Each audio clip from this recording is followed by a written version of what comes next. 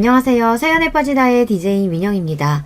오늘도 두 가지 이야기 준비되어 있으니 끝까지 함께 해주시고요. 구독과 좋아요 버튼도 눌러주세요. 그럼 오늘의 이야기 함께 시작해 볼게요. 안녕하세요. 저는 70대 초반 할머니입니다. 인생 세옹지마 아니겠는가 하고 어떤 고난에도 담담하게 살아왔습니다. 쨍하고 저한테도 해가 뜰 날이 있겠지 싶었단 말입니다. 하지만 햇살은 고사하고 그냥 헛살았다는 생각이 드는데요. 어미니까 오직 자식을 위해 헌신하면 되는 줄 알고 한치 옆도 안 보고 살았죠. 그렇다고 자식 덕 보기 위해 살아온 것은 아닙니다. 그래도 제 어미 속을 털끝만큼이라도 알아주면 안 됩니까? 심리학과 교수라는 놈이 어미 마음도 이해 못했습니다. 한심하기 짝이 없더군요. 제 속으로 낳은 놈인데 내 마음을 그렇게 모르는 것이 허무했습니다. 제 마음 전체를 다 알아달라는 것도 아닌데 말이에요. 여러분 중에서도 저와 같은 경험이 있다면 지금이라도 늦지 않았습니다. 인생은 오직 나를 위해 살아갈 때 가치가 있네요. 자식놈 내 품을 떠나면 그만이니까요. 무슨 이야기를 이렇게 장황하게 풀어내나 싶을 겁니다. 평생을 노예처럼 시댁에 빌붙어 살았는데 자식이 그걸 이해 못해주니 답답해서 여기다 이렇게 이야기를 풀어봅니다. 저는 고등학교를 졸업하자마자 아버지가 운영하시는 매점에서 장사를 함께 했어요. 아버지 친구분이 신정동에서 서울 시내까지 가는 버스 운수회사를 운영하시던 터라 쉽게 매정을 얻게 되었습니다. 아버지도 제가 중학교 다닐 때까지 버스 운전을 하셨지만 사고가 나는 바람에 다리가 불구가 되셨죠. 그래서 더 이상 버스 운전을 하지 못하셨어요. 생계 고민에 빠져 있었는데 회사 사장님의 배려로 버스 직원들을 상대로 운영하는 매점을 하게 되었습니다. 제가 음식을 잘하기 때문이기도 했어요. 고등학교 갓 졸업한 여자애가 무슨 요리를 하나 싶겠지만 간장, 된장 담그는 거 빼고는 거의 다 해봤습니다. 어머니는 제가 어릴 때 돌아가셨죠. 그래서 9살 때부터 부엌에 들어가 밥을 했어요. 아버지는 재운도 마다하고 저와 남매 동생을 키우셨습니다. 혹시 계모 눈치 볼까 재혼은 생각도 안 하셨대요. 다행히 저희 3남매는 아무 탈 없이 컸습니다. 게다가 남동생과 여동생은 공부도 참 잘했어요. 그게 아버지의 원동력이었죠. 아버지 일 나가시면 어린 동생들을 업어서 돌봤습니다. 학교 끝나면 빨래하고 밥하고 청소하는 일이 전부였습니다. 학교 후에 허겁지겁 집으로 돌아와 가사일을 하는 저를 보고 아버지는 미안하다며 눈시울을 붉히셨죠. 그래도 배워야 산다고 하셨기에 저도 고등학교까지 다녔고 동생들도 명문대에 외국 유학까지 갔습니다. 저도 졸라서 대학까지 가고 싶다고 유학도 가고 대학 교수도 되고 싶다고 울고불고 하고 싶은 마음이 가득했습니다. 그래봤자 소용이 없으니 저는 조르지 못했어요. 버스 매점에서 일을 하니 중학교 초등학교만 나온 사람도 많았습니다. 저는 나름 고등학교를 나왔으니 그것마저 다행이라고 생각했습니다. 매점은 새벽부터 자정 전까지 열었는데 대부분 안내원이랑 버스 기사, 엔지니어 등이 이용했습니다. 저는 새벽 3시부터 국수 국물을 끓이기 시작했어요. 멸치랑 무랑 팥뿌리 등을 넣어 우려냈습니다. 저희가 국수를 말거나 주먹밥을 만들지 않으면 버스 회사 사람들은 밥을 먹지 못하기에 휴일이 없이 식사를 준비했습니다. 국밥이나 비빔밥도 팔기도 하니 버스 직원이 아닌 사람들도 가끔 사 먹으러 올 정도였어요. 다행히 회사도 운영이 잘 되어 버스는 자꾸 늘어났고 아버지와 저는 동생들 대학과 유학을 보낼 돈을 겨우 마련했습니다. 작은 방 한 칸으로 갖게 되니 아버지는 그제야 주변을 둘러보셨습니다. 너도 결혼해야지. 아비 옆에 있다가 처녀 귀신으로 늙어 죽을라. 아버지는 다 큰 처녀가 남정네들이 많은 버스 매점에서 일한다고 걱정이 많았습니다. 매점 사장이 아버지인 줄도 모르고 신입 버스 기사들이 저에게 추파를 던지다가 혼나는 경우가 많았습니다. 아버지의 걱정을 알았는지 버스 사장님이 주선해주신 선자리가 있었습니다. 과분한 자리가 들어왔어. 돈 걱정은 하나도 안 한다고 하더라고. 시부모님들도 좋고 남편값도 공부 많이 했대. 근처에서 타이어 공장을 운영한다는 집안으로 참한 여자를 찾는다고 했습니다. 그때는 그게 저에 대한 칭찬인 줄 알았습니다. 참한 여자라는 소리가 듣기 좋았습니다. 제가 그런 여자가 된다는 것도요. 하지만 지금은 그 소리가 말 잘 듣고 고분고분한 여자를 찾는다는 건지 이제 알았습니다. 어머니가 돈도 못 쓰고 산후병으로 돌아가신 터라 아버진 저라도 돈 걱정 없는 집으로 보내고 싶어 하셨어요. 남자도 대학까지 나오고 시어른들도 엘리트라며 아버진 좋아하셨죠. 사진을 보냈더니 선뜻 그쪽에서도 저를 마음에 든다고 했습니다. 저도 남자 사진을 보니 허우대가 멀쩡한 것이 싫지 않았습니다. 저보다 7살이 많았는데 왜 결혼하지 않았는지 궁금하긴 했습니다. 사장님께 물어보니 공부하느라 바빴다고 하는데 그걸 믿었지 뭡니까. 제 주제도 모르는 시집이었죠. 버스회사 사장은 아버지를 버스회사 동업자 정도로 소개해서 혼수도 이것저것 준비했지만 시댁 수준에 맞지는 않았어요. 하여간 최선을 다해 장만해서 시집을 가긴 했습니다. 아버지가 제가 어릴 때 해온 무역사업이 잘 되었다면 달라졌을까요? 어느 늦은 밤 얼큰하게 취한 아버지는 저한테 그동안 착하게 살아서 좋은 집에 시집가게 되었다고 다행이라고 우셨습니다. 몇 번의 만남 끝으로 저는 결혼을 했습니다. 돈이 많은 집안이라고 해서 결혼한 것만은 아니었습니다. 대학을 나온 고상한 엘리트 집안이 어떤 곳인지 궁금하기도 했고요. 쓸데없는 호기심이었지만 허우대 근사한 남자가 에스코트에서 커피도 사먹고 함박 스테이크도 썰어보니 저도 허영심이 들었던 모양입니다. 엄마 없이 동생들 돌보고 아버지 봉양 잘하면 끝에 가서 좋은 남자를 만나는구나 싶었습니다. 하지만 저의 결혼을 저주하듯 안 좋은 일이 신혼여행 중에 터지고 말았습니다. 경주 호텔로 가던 길이었어요. 한밤중이었는데 그날따라 비가 억수로 왔습니다. 결혼식이 끝나자 남편은 늦게까지 피로연을 여느라 술이 떡이 되었습니다. 운전기사가 차로 경주까지 데려다 준다고 하지만 저는 비 오는 밤이 무서웠습니다. 오늘 말고 본가 가서 쉬고 내일 가자고 해도 남편은 무조건 오늘 신혼여행을 가야 한다고 소리까지 지르더라고요. 비가 오니 길을 헤맨 기사 때문에 산길로 들어가게 되었어요. 그때 숲 덤불 안에서 노루 같은 것이 튀어나와 차와 부딪혔습니다. 노루인지 고라니인지 아니면 사슴인지 알지는 못했습니다. 다행히 사람을 다치진 않았지만 그 짐승은 피를 토하면서 옅은 숨을 헐떡거리고 있었습니다. 피투성이 된 여린 짐승을 보니 뭔가 섬뜩하더군요. 그제야 이상한 생각 하나가 머릿속에서 맴돌았어요. 돈 있는 집 아들이 왜 나랑 결혼하는 걸까? 이런 생각을 맞선 때 해야 하는데 신혼여행 중에 하게 된다뇨. 요새 말로 공주병이라고 그러나요? 아니면 너무 순진해서 사람을 잘 믿은 탓인 걸까요? 하긴 남자 손목 하나 잡아본 적 없는 쑥맥이 뭘 알겠습니까? 그저 며느리는 낮춰서 보고 사위는 높여보라는 말이 있으니 시댁에서도 별 볼 일 없는 저를 택한 것이 아닐까 하고 생각했습니다. 기사는 얼굴이 하얗게질려 말도 못하고 덜덜 떨고 서 있었습니다. 주인집 도련님 신혼여행에 사고라니 어떡하지 이런 얼굴이었어요. 노루 같은 짐승이 숨을 핥딱거리는데 남편은 그대로 두고 가자고 하더군요.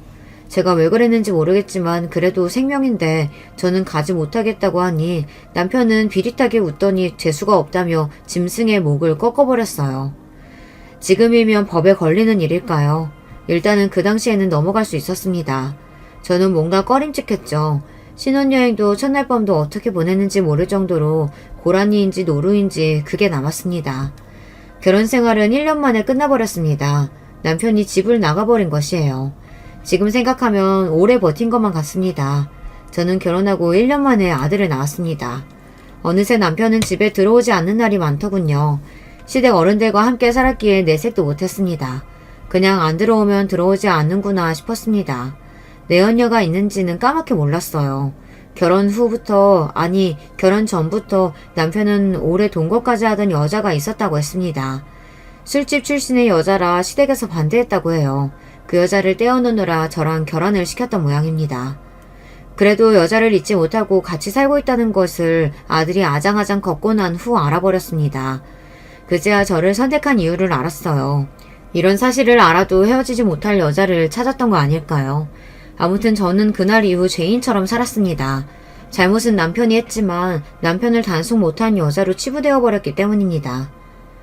도대체 인물이나 성품이나 네가 그년보다 나은데 아비는 왜 그런지 모르겠구나. 그래도 우리가 있으니 넌 걱정 말거라. 내가 다 알아서 하마. 저는 시어머니의 그 말이 이상하게 위안이 되었습니다. 집을 나간 아들을 찾아오진 못하셨지만 늘 제 편이 되어주셨어요. 차라리 저를 매몰차게 대했다면 아마 결혼 생활을 더 할 수 없었겠죠. 남편과 그 여자가 산다는 집도 저는 묻지 않았습니다. 어머니 뒤에서 조용히 기다리고 있었을 뿐이에요. 찾아가서 돌아오라는 말도 하기 싫었습니다. 어쩌면 저는 노루 같은 짐승을 무참히 대한 남편에게 정이 떨어졌는지 모를 일입니다. 하지만 시댁을 나오지 못한 건 아이 때문이었습니다. 사람이 아무리 나이가 어려도 상황 파악이 되나 봅니다. 그 당시 제 아들은 제가 눈에 보이지 않으면 넘어갈 듯 울어댔습니다. 엄마하고 우는 아들을 두고 갈 자신이 없었기 때문이에요. 아들을 데리고 나갈까 싶었지만 명문 2대 영문학과를 나왔다는 시어머니보다 잘 키울 자신도 없었어요. 누구는 돈 때문에 시댁 어른하고 산 것이 아니냐며 비아냥거릴 수 있을 테죠. 압이 없는 자식을 어찌 키워야 하나 난감했기 때문입니다. 저도 엄마가 없어봐서 압니다. 부모 누구라도 없으면 밥을 먹어도 배가 고팠습니다. 또 다른 이유는 그 무렵 여동생이 시집 가는데 제가 이혼이라도 하면 흠이 잡힐까 어쩔 도리가 없었습니다. 아버지에게는 차마 남편에게 여자가 있다는 말도 안 나왔습니다. 남동생도 미국에서 회사에 입사해서 자리를 잡았고 교사가 된 여동생도 은행원과 결혼을 했으니 아버진 여한이 없다고 하셨습니다. 오지 않은 남편을 기다리면서 나는 왜 이렇게 살아야 하나 싶어 정말 그 자리에서 죽고만 싶었습니다. 대를 이어주러 온 것도 아닌데 말이죠. 속된 말로 씨바지가 된 기분이었어요. 먹고 사는 것도 걱정 없고 집안일을 도와주는 가정부가 있는 집에서 편하게 지냈지만 늘 죄인 같고 찬밥 심새 같았습니다. 나중에는 남편이 이혼을 요구했지만 시어머니가 절대 그럴 수는 없다고 난리를 치더군요. 그 술집 출신이라는 여자도 집으로 찾아와 울면서 제발 받아달라고 하는데 당장이라도 저는 집을 나가고 싶었습니다. 시어머니는 돈이라도 줄 테니 제발 떨어지라고 여자 보고 소리를 질렀습니다. 하지만 그 여자는 자신이 처음부터 남편과 살았으니 조강지처 아니냐고 달려들었습니다. 애도 몇 번이나 지었다며 저를 바라보는데 저는 부들부들 떨기만 했지 말이 나오지 않았습니다. 집에서 일하는 사람들도 저를 보고 수근거리더군요. 결국 여자는 시어머니 손에 이끌려 쫓겨갔습니다. 아들이 유치원에서 올 시간이라면서 어머니는 저 요물을 당장 치우라고 하셨어요. 안 가겠다던 여자는 어머니가 돈을 던져주니 받아가더군요. 돈이 필요해서 온 모양이라며 어머니는 혀를 끌끌 차셨습니다. 매점을 하면서 별별 일을 겪어봤지만 이런 경우는 처음이라 그날은 종일 울기만 했습니다. 어머니는 다 참고 살면 좋은 일이 온다며 저를 다독이셨어요. 그때까지는 어머니는 저에게 다정한 분이셨습니다. 그러다 덜컥 남편은 큰 병에 걸렸습니다. 간암이었어요. 자신이 늘 조강지처라며 큰소리치던 그 여자는 어느새 사라지고 없었습니다. 제가 1년간 수발을 들었지만 남편은 세상을 떠났습니다.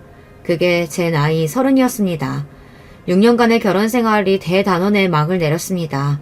5살 아들은 장례식장에서 우는 저를 달래주더군요. 아빠 없어도 제가 있으니 울지 말라고 하는데 저는 그 순간부터 아들의 손을 절대로 놓지 않겠다고 결심했습니다. 어쩌면 신혼여행 때 죽은 동물의 저주일까요? 재수없게라고 했던 남편의 말이 귓가에 맴돌았습니다. 남편을 보내고 49제를 지낸 후 시어머니가 저를 조용히 불러내셨습니다. 어찌할래? 친정으로 갈래? 아이는요, 어머님? 당연히 우리가 키우는 거지.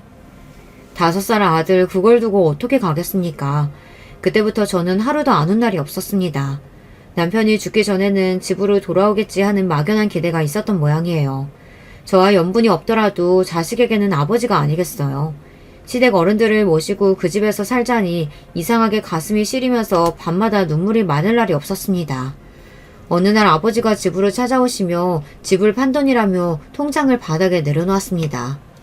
아버지는 동생이 있는 미국에 가서 새 출발을 하려며 돈을 주셨지만 자식을 두고 어딜 가겠냐고 저는 싫다고 고개를 저었습니다.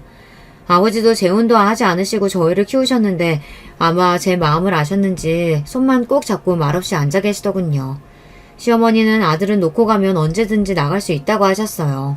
재판에서 애를 데리고 나올 수 있다고 여동생이 그랬지만 아이한테 그런 상처까지 주고 싶지 않았어요. 지금 제 방에서 장난감을 갖고 잘 노는 아이를 데리고 어딜 갈까 싶었습니다. 아버지 사랑을 받지 못해도 조부모님 사랑은 극진하니 그것마저 뺏고 싶지 않았습니다. 그때부터 저는 눈물을 삼키고 울지 않았습니다. 막상 아들이 죽고 난 뒤 어머니는 저를 단속하셨습니다. 외출도 마음대로 하지 못하게 하셨고 집안일을 시키셨어요. 자기 아들은 여자까지 밖에서 두고 그랬는데 저는 외부로 나가지 못했습니다. 혹시 제가 바람이라도 들면 제 아들이 빗나간다는 겁니다. 자네는 말이다. 자식이라도 엄마가 다른 남자 만나는 걸 못 본다. 무슨 논리인지 모르겠지만 삼시세끼 해서 올려야 하는데 남자를 만나는 건 생각도 안 했습니다. 그럴 배짱이라도 있으면 제 인생이 어떻게 될지 몰랐을 거예요. 솔직히 남편 덕분에 남자에게 정이 뚝 떨어졌지만 어머니는 제가 시장에 가서 조금이라도 늦게 오면 벼락같이 소리를 지르셨습니다. 남편이 죽고 1년이 되자 어머니는 외출해서 어떤 한 사람을 만나고 오라고 하셨습니다. 미장원도 다녀오라고 하시고 새 옷도 사주셔서 입혀주셨는데 저는 심부름인 줄 알고 무작정 다녀왔습니다. 시내 커피숍에 들어가니 말쑥한 중년 남자가 저를 보고 손을 흔들었습니다. 아유, 안녕하세요. 사진보다 더 미인이세요. 말씀 많이 들었습니다. 네?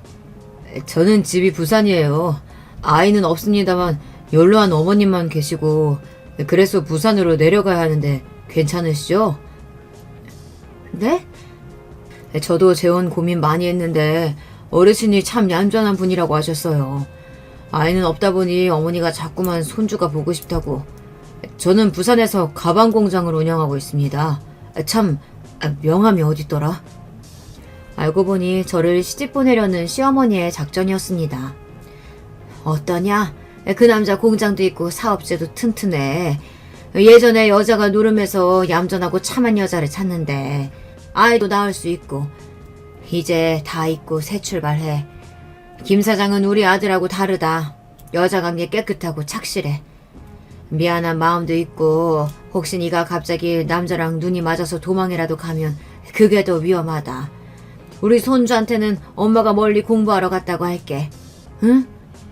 솔직히 나는 네가 아무 놈이랑 눈 맞아서 우리 손주한테 해코질까 그게 더 무서워. 내가 혼수 다 해서 잘 보내줄게. 대신 우리 집 다신 오지 마라. 내 손자 앞에 다시 나타나지 마. 그게 조건이다. 저는 답을 하지 못했습니다. 어이가 없었습니다. 제 아이를 데리고 가지도 못하게 하면서 재혼이라뇨. 그리고 해코지요. 제 아들을 제 목숨만큼 사랑하는데 무슨 소린지. 저는 그때까지 시댁에서 큰 소리를 쳐본 적이 없었습니다. 아니요, 어머님. 싫습니다. 죽어도 싫습니다. 저는 제 아들하고 평생 살 거예요. 이 집에서 나가라고 하시면 아이 데리고 나가겠습니다. 저는 당장 방으로 달려가 아들을 꼭 껴안았습니다. 죽어도 아들을 포기하지 않겠다는 두 번째 결심이었어요. 7살이 되도록 제 품에서 키운 아이를 버리고 재혼할 만큼 남자에 미치지도 않았다고요. 그달 시어머니와 저는 아이를 안고 밤새 울었습니다. 그 이후에도 팔자 고치라는 말을 여러 번 들었지만 고개도 돌리지 않았습니다. 하지만 저라고 왜 안 외로웠겠습니까? 시어머니는 남편이 죽고 나자 본색을 드러냈습니다. 제가 죽어도 팔자 고치지 않겠다고 몇 번이나 다짐하니 다정히 대해주시기는커녕 엄하게 변하셨습니다. 예민하고 까다로운 성격 때문인지 깐깐하게 구시는데 제가 어머니의 비서가 되고 말았습니다. 미장원 갈 때도 목욕탕 갈 때도 어머니 동창 모임을 갈 때도 제가 꼭 모시고 갔습니다. 시집살이가 달리 시집살이겠습니까? 24시간 동안 어머니와 함께라니 숨이 막혔지만 어머니는 교육열이 남달랐습니다. 강남으로 집을 옮겨서는 학교로 학원으로 쫓아다니며 아들을 가르치셨습니다. 쉽게 말해서 저는 아들 밥상을 차리면 어머니는 시험지를 함께 채점하셨어요. 영어도 하시고 수학도 곧잘 푸셔서 아들이 중학교 졸업할 때까지 직접 가르치실 정도였습니다. 그러니 저는 어머니 수발을 들 수밖에 없었습니다. 아들이 전교 1등을 하기도 했으니 어머니의 교육법에 반기를 들 수도 없었습니다. 문제가 생기면 아들은 늘 어머니를 찾았습니다. 제 아들은 아버지가 없는 대신 어머니가 둘인 셈이었습니다. 소화가 잘 되는 음식으로 준비해. 자기 편해야 집중력이 좋아진다. 이를 도와주는 아주머니가 있어도 식사 준비는 저보고 하라고 하셨어요. 자식은 어미 밥을 먹고 학교에 가야 공부를 잘한다며 그 말도 일리는 있었습니다. 제가 새벽에 일어나면 어머니도 아들을 깨워 거실에서 책을 읽으셨습니다. 압력밥솥에서 김이 나오고 된장찌개에 생선, 나물 이렇게 영양소에 맞춰 식사가 나가면 아들은 그걸 먹고 학교에 갔습니다. 그 시간부터 저는 어머니와 온종일 집에 있었어요. 아들이 오기만 기다리면서 보냈죠. 점심도 차려야 하고 저녁도 새 반찬을 내어야 했습니다. 저한테 외부로 나갈 시간은 일요일에 성당에 한 번 나가는 일밖에 없었습니다.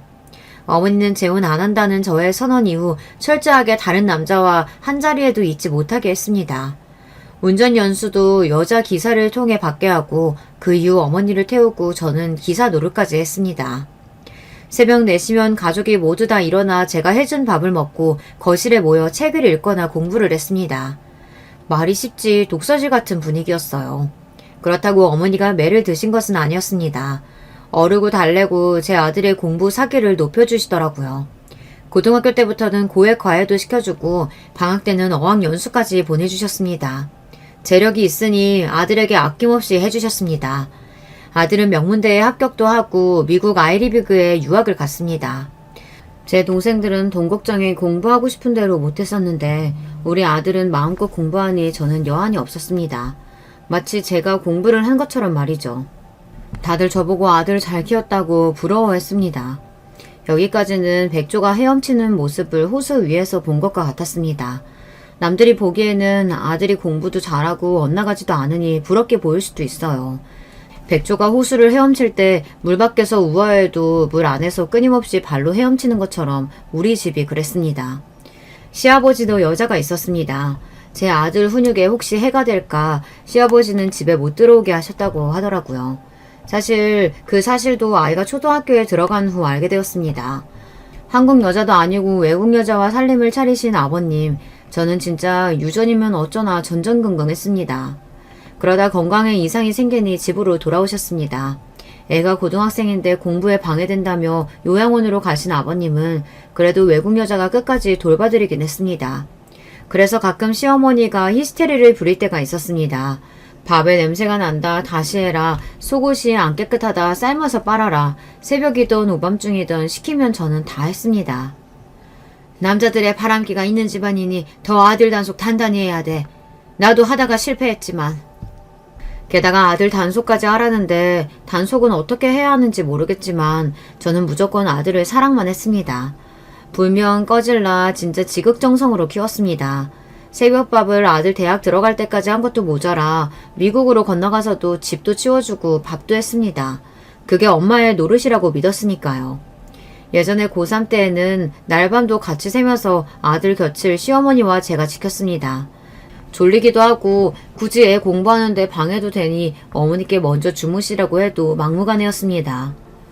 어머니 그래도 공부는 스스로 해야 하니까 주무세요. 공부 알아서 하겠죠. 너는 명문대 안 나와서 모르겠지만 공부는 혼자 하는 게 아니다.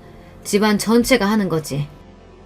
저한테 면박을 주실 때마다 대학 안 나온 것을 짚어서 이야기하셨습니다. 속상하고 화도 났죠. 사실이니 할 말이 없었습니다. 저는 아들 학교도 가본 적이 없었습니다. 다 어머니가 가셨죠. 저도 나름 책도 읽고 신문도 읽는데 아주 무식한 여자 취급하셨어요. 아들하고 영어로 대학까지 하시는 시어머니를 당할 재주는 없었습니다. 그래도 너 엄마 잘 모셔야 한다. 너 하나 바라보고 이렇게 사셔. 알았지?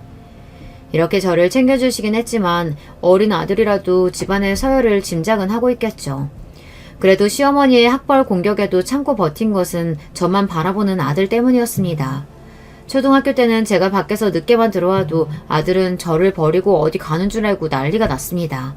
아버지도 없는 자식이 어미 어디 갈까 눈치를 보는데 정말 속상했죠. 그래서 시어머니와 저는 아들을 위해 죽을 만큼 최선을 다해 키웠습니다. 다행히 공부도 잘했고요. 하지만 시아버지가 요양원에서 오시는 날에는 어머니의 신경이 날카로워졌습니다. 그러다 아들이 중학교 졸업할 즈음 아버님이 돌아가셨습니다. 어머님은 울지도 않더군요. 함께 살던 여자가 찾아오니 어머님은 금고에서 돈을 꺼내 던지시곤 다신 오지 말라고 소리를 쳤어요. 더러운 년이랑 붙더니 더럽게 잘 도갔다. 교양미가 철철 넘치던 어머니 입에서 나온 욕이었습니다. 소금 뿌려. 시원하다는 표정으로 어머니는 그 이후 잠도 잘 주무셨습니다. 기이한 동거는 계속되었죠. 장안 어머니상, 장안 효부상, 저는 구청에서 주는 상도 받았습니다. 남들은 대단하다고 하지만 저는 그저 아들만 보고 눈물을 삼켰습니다. 여기서 두서없이 이야기해서 그렇지 하나하나 사연은 대하드라마 감입니다. 시어머님의 비위, 심기를 건들면 저는 그날 잠도 잘 못 잤습니다. 꼭 밖에 나가 돈을 벌어야만 고생은 아니죠. 제가 없었으면 혹시 압니까? 시어머니의 히스테리가 제 아들한테 갈지. 저는 방패막이고 아들과 시어머니의 신발처럼 살았습니다. 왜 그렇게 살았냐고 물으면 역시 대답은 불쌍한 내 아들이었습니다. 기가 죽을까 마음의 상처를 입을까 노심초사 전전긍긍 제 인생을 그랬습니다. 혹자는 그럴 수 있겠죠. 돈 때문이겠지. 돈 아니면 그 집 며느리가 청산 과부로 그렇게 살았겠어. 그 말도 틀리지 않습니다. 여자가 어린 아들 데리고 돈을 벌어봤자 아들 과외라도 시킬 수 있겠습니까? 그래서 시어머니의 손과 발이 되었던 것입니다. 얘야 단팥죽이 먹고 싶다. 도토리묵 할 줄 아니. 구절파는 사시사철 김치도 담가야 했습니다. 말이 쉽지 그게 참 어렵습니다.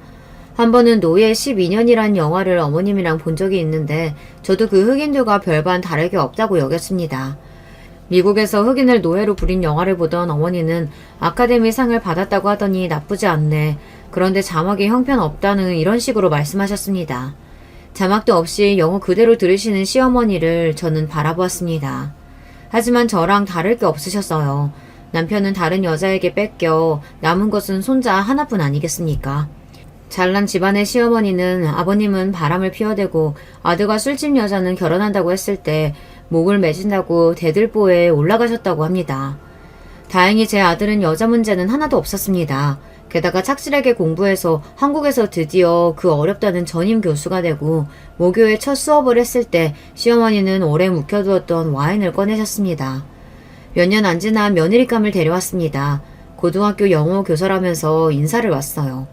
시어머니와 대학 선후배 사이라면서 아들이 말문을 열었습니다. 며느리가 달 아이는 명문여대 영문학과였습니다. 시어머니는 이제야 제대로 된 며느리를 얻었다며 좋아하셨죠. 조금은 서운했습니다. 어머니 비유 맞추느라 손가락에는 류마티스 관절염이 왔는데 말이죠. 손이 벌겋게 달아올라도 내색 없이 며느리 된 아이에게 밥상을 차려냈습니다. 결혼 허락을 받고 시어머니는 아들에게 강남의 30평대 아파트를 사주셨습니다. 그만큼 마음에 드셨다는 뜻이었나 봅니다. 그렇게 세월은 흘러 저도 손주가 있는 할머니가 되었습니다. 시어머니도 기세가 많이 꺾이셨고 쇠약해지셨습니다. 몸이 안 좋아 결국 병원 신세를 지시고 말았습니다. 그 똑똑했던 어머니도 치매 초기라는 진단을 받았습니다. 저는 이제 시어머니 치매 간병까지 해야 하나 싶었습니다. 물론 싫다는 건 아니지만 제 몸도 아프니까 걱정이 되었어요. 아들에게 말하니 간병인 쓰면 되지 못할 것이 뭐가 있냐고 반문하더라고요. 할머니 걱정하는 것은 고마운데 제 손가락이며 무릎은 관심이 없나 봅니다. 면역력이 떨어져 발생한다는 이 병을 보고도 아들은 늘 별 말이 없었으니까요. 저는 걱정이 태산같이 많아졌습니다. 갑자기 제 몸이 심각하게 아프면 어머니를 어떻게 모실까 하고 말입니다. 그래도 어머니가 제 마음을 알아주셨습니다. 난 요양원 갈래. 너도 손가락 아프니 나 간병 제대로 못하잖아. 제가 관절염이 심하게 발생해서 밤에 잠도 못 자고 아프다고 주사 맞고 병원 가는 통에 어머니는 스스로 요양원을 알아보시고 들어가셨습니다. 요양원은 호텔처럼 되어 있었고 의사부터 미용실까지 있는 고급 요양원이었습니다.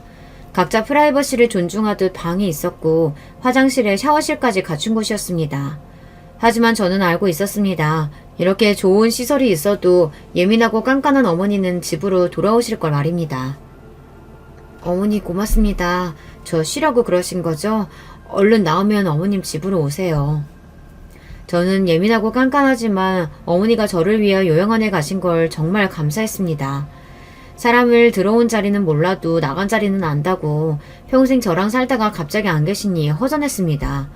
그렇다고 다시 오시라고 할 수도 없고 저는 아픈 손가락과 무릎을 하염없이 바라보았습니다. 사람이 아프니 혼자 있기가 싫었습니다. 상태가 조금이라도 좋아질 때 귀여운 손주의 재롱이 보고 싶었습니다. 그러던 중 아이를 데리고 한번 집에 방문하라고 며느리에게 전화를 걸어보았습니다. 그동안 아들에게는 전화했었지만 며느리에게는 저도 연락을 한 적이 없더군요. 아들을 통해서 다 전달되었고 시어머니 통해서도 의사소통이 되어서 그랬던 모양입니다. 어머니가 전화하시긴 해도 제가 며느리에게 처음으로 해본 경우였습니다. 딸 같은 며느리는 아니더라도 안부 전화는 할 수 있는 거 아닙니까? 시어머니가 계실 때는 전화도 오고 저한테 바꿔주고도 했는데 요양원에 들어가신 후에는 아무 소식이 없어 제가 직접 걸어보았습니다. 그런데 말입니다. 그날 저녁에 아들의 전화 한 통에 저의 억장이 무너졌습니다. 엄마, 며느리에게 전화하셨어요? 왜? 엄마가 뭐 한다고 해요? 애엄마 바쁜데. 집에 한번 오라고 한 전화야. 별말도 없었어. 그게 잘못된 거니? 아니 엄마, 그런 전화 저한테 하세요. 할머니도 안 그러시는데 엄마가 왜 그래요? 뭐? 할머니도 저한테 먼저 전화하시고 외엄마 바꾸라고 하세요. 근데 엄마가 단도직입적으로 외엄마한테 이래라 저래라 하면 어쩌시냐고요. 내가 지금껏 너 결혼해서 몇 년이 지나도 전화 한 통 한 적 없다. 그런데 이제 와서 한 번 했다고 이 난리가 맞아? 한 번이 두 번 되고 두 번이 계속 간섭하는 거라니까요. 절대로 전화하지 마세요. 그러면 저 인연 끊어요. 뭐라고? 뭘 끊어? 인연이요. 할머니가 그동안 다 해주실 때는 편했는데 아니 엄마가 왜 나서요? 제발 엄마가 나서지 마세요 좀. 엄마, 요즘 며느리 엄마처럼 안 살아요. 아시죠? 우리 아들이 뭐라고 하는지 한국말인데도 이해가 되지 않았습니다. 광화문 사거리를 막고 물어볼까요? 그 전화 한 통이 그렇게 하지 말아야 할 일일까요? 며느리는 기분 나빴다고 칩시다. 도대체 아들의 말은 뭔가 말입니다. 앞에서도 말했지만 우리 아들은 심리학과 교수입니다. 심리학은 마음의 소리를 듣는 거 아닙니까? 전화를 왜 했는지 물어보지도 않고 무작정 하지 말라니 고작 그런 소리 하려고 십수년간 공부했는지 의문이었습니다. 저는 밥을 꼬박 세우고도 도저히 마음이 진정이 안 되기에 아들 집을 방문했습니다. 30평대에서 시어머니가 보태주셔서 더 큰 평수로 집을 옮겨놓고도 저를 한번 초대한 적이 없었어요. 그래도 괜찮았습니다. 둘 다 바쁘게 사니까요. 그런데 고작 전화 한 통에 남편에게 뭐라고 했길래 그럴지 싶었습니다. 좋은 아파트는 아시죠? 외부에서 대기하고 있다가 입주자가 나오거나 연락이 닿아야 집으로 들어갈 수 있습니다. 불편하긴 했지만 아파트 로비에서 기다리고 있는데 외출복을 차려입은 며느리가 1시간 만에 나왔습니다. 아들은 뭐 하는지 전화도 안 받고 말이죠. 내게 물어볼 말이 있어 왔다. 시간 있니? 어머님? 저 학교 가야 하고 애들은 어린이집 갔고 애 아범도 없어요. 뻔히 경비 직원이 시어머님이 오셨다고 연락했는데 놀라는 꼴이라니 애가 이렇게 예의가 없었나 싶었습니다. 아파트 로비에서 며느리랑 실랑이를 할 수도 없고 저는 발걸음을 돌렸습니다. 방학이라 한가한 줄 알았는데 다들 바쁜 모양이었어요. 전화해서 싫으냐고 로비에서 고래고래 소리를 질러서라도 물어보고 싶었지만 혼자 터덜터덜 집으로 돌아갔습니다. 제가 그래봤자 동네 참피한 일이죠. 아들이 어느 대학 교수인 거 다 아는데 말입니다. 그날 아들이 기어코 제 집을 찾아왔습니다. 제가 밥은 먹었니 하고 물어봐도 답도 없고 제 할 말만 풀어놓았습니다. 그렇다고 전화도 없이 오시면 어떡해요. 그거 하지 말라고 그렇게 이야기했는데도 말 못 알아들으세요? 엄마 무식하게 그러면 안 돼요. 해준 것도 없으면서. 뭐라고? 저는 귀를 의심했습니다. 아들의 속마음이 나오는 순간이었어요. 저는 늘 무식한 엄마였던 것입니다. 엄마가 며느리한테 해준 게 뭐가 있습니까? 결혼 반지도 할머니가 해주셨지. 집이며 자동차며 제 등록금 다 할머니가 주셨고 애 엄마 몸 풀렸을 때도 조리원 비용 1,000만 원 할머니가 주셨잖아요. 근데 엄마는 뭘 하셨냐고요. 정말 새끼 키워도 소용이 없네요. 저는 구부러진 제 손가락을 아들 얼굴에 들이밀었습니다. 예, 이걸 봐도 그 말이 나오니? 나 아프다고 해도 너 한 번이라도 들여다봤니? 혼자 잘 살자고 이렇게 된 줄 알아? 대학원에 박사까지 된 애가 그걸 몰라서 아무것도 한 것이 없다고 해? 그거야 다른 엄마들도 다 나이가 들면 다 그렇게 노화되고 퇴행하는 거지. 요즘은 며느리한테 1대1로 그러면 싫어해요. 저 좀 살려주세요. 힘들어 죽겠어요. 그러니까 애엄마가 할머니만 좋다고 하죠. 돈이 나오니까 그렇겠지 아니니 저는 그렇게 외치고 싶었습니다. 또 생각해보니 며느리한테 해준 것이 없네요. 시어머니가 알아서 하니 저는 늘 빠져 있었습니다. 그래도 그렇죠. 해준 것이 없다니 남편 없이 아들 길러낸 게 한순간 아무것도 아니었습니다. 시어머니는 올 때마다 돈도 주고 선물도 주고 집도 사주고 차도 사주니 할머니가 좋았겠죠. 저는 찾아오려면 자신에게 먼저 허락받으라고 말하며 집을 나서는 아들을 바라봤습니다. 예전에 우리 집에서 일하던 가사 도우미 아줌마가 한 말이 떠올랐습니다. 남편이 잔소리하는 것은 그냥 싸우면 되는데 자식에게 싫은 소리 들으면 하늘이 무너지는 것 같다고 했던 말이었습니다. 저는 그때 남편도 없으니 싸울 일이 없다고 웃고 말았지만 이렇게 제 자식한테 싫은 소리를 들을 줄은 정말 생각도 못했습니다. 왜 이러고 살았나 싶었습니다. 팔자를 고쳤으면 이런 말을 안 들었을까요? 억울하고 원통해서 저는 밥도 안 먹고 누워만 있었습니다. 그때 요양원에서 어머니가 오늘 내일 하신다는 연락이 왔습니다. 저는 운전도 못하고 택시를 타고 서울 근교에 있는 요양원으로 향했습니다. 어머니에게 가는 길이 멀게만 느껴졌습니다. 오락가락 정신이 없는 통에도 어머니는 저를 알아보시더라고요. 왜 울어? 제가 운 것은 늘 귀신같이 알았던 어머니였기에 눈물 자국을 다 지워도 알아보시네요. 그냥요. 과부팔자인데 울지 웃겠어요? 어머니, 얼른 일어나세요. 과부 좋아하시네. 너만 과부냐? 이제 가야지. 살면 뭐하니. 다 주고 갈 테니까 어깨 피고 살아. 울지 좀 말고. 나 가면 네 팔자 완벽하게 펴는 거다. 저는 그 말을 이해하지 못했는데 시간이 지나자 그 말이 뭔지 알았습니다.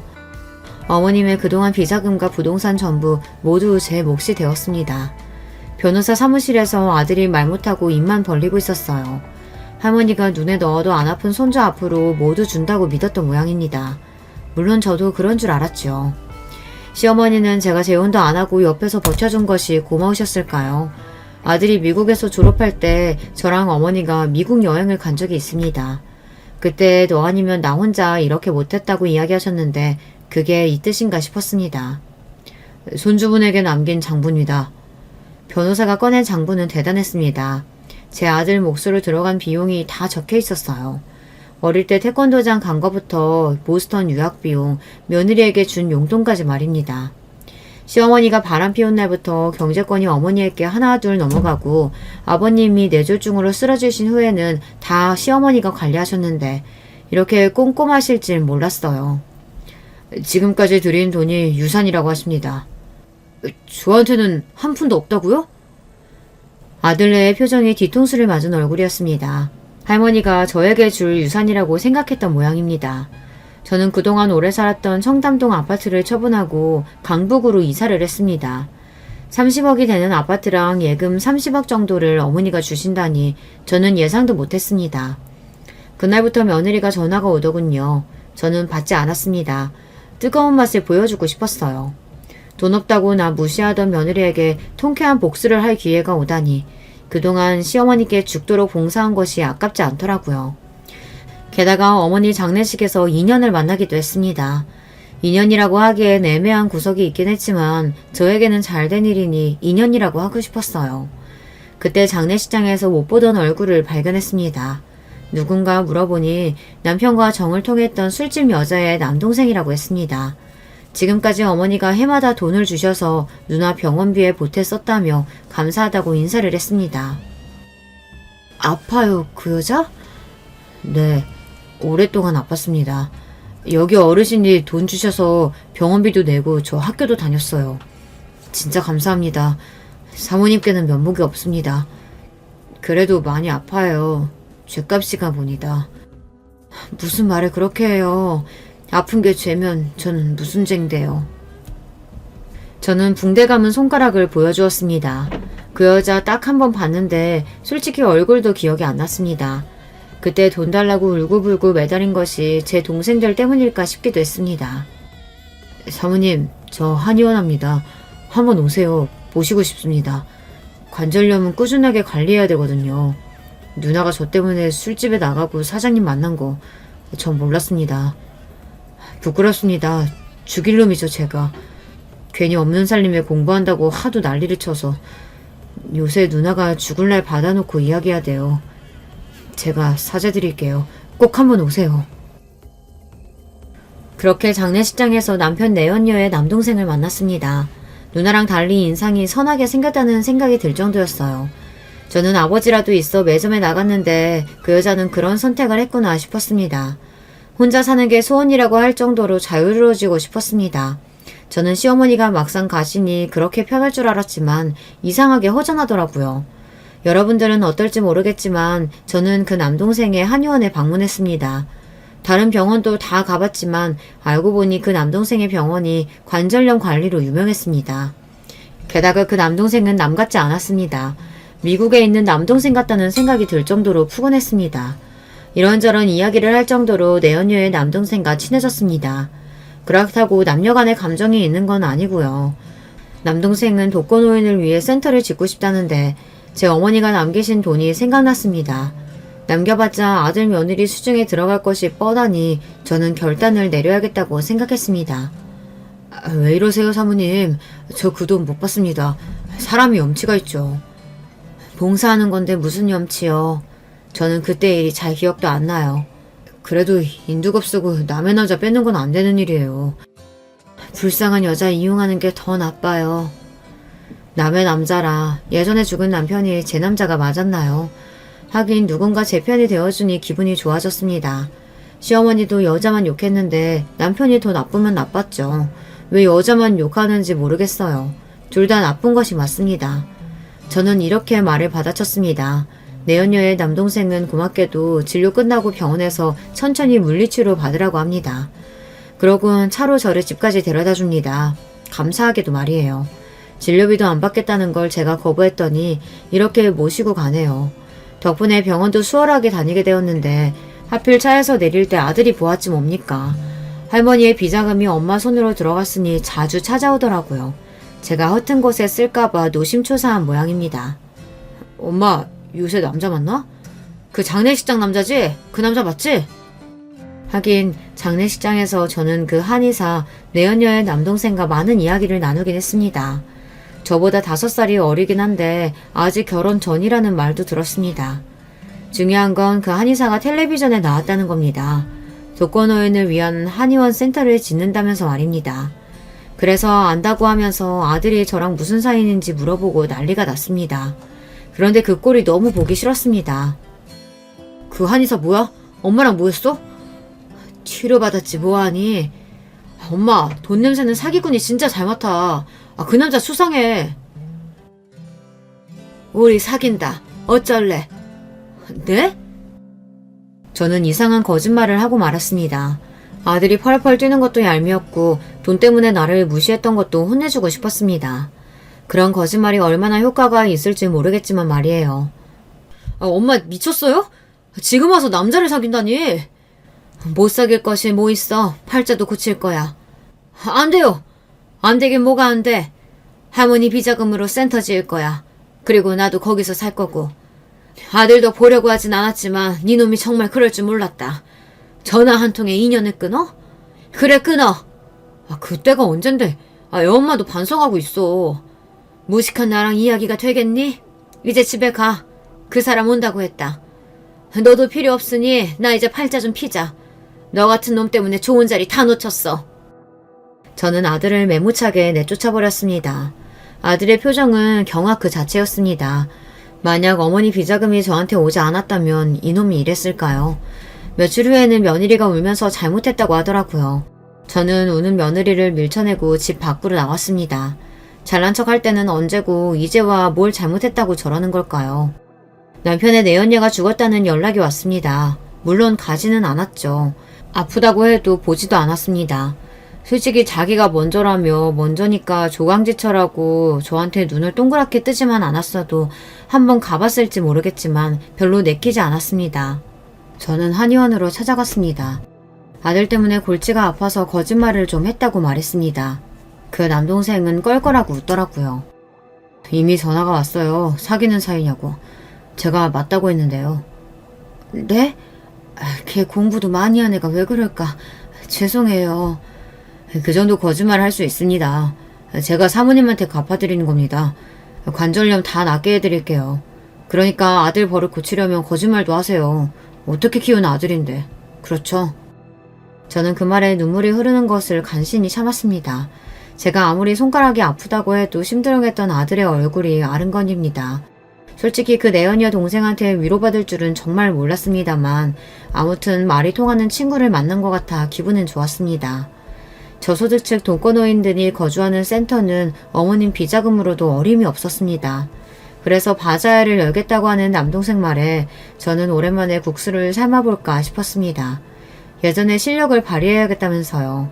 어머니 돌아가시고 마음 들 곳이 없었는데 봉사활동이라도 해야겠다 싶었습니다. 어머님 비자금 일부를 바자회비로 내놓았습니다. 아들이 어떻게 알았는지 발을 동동 구르고 난리였습니다. 아니 그걸 왜 줘요? 왜 줘? 돈 다 줬어요? 아니 줘. 너 여자 있냐? 네? 그게 무슨 소리예요?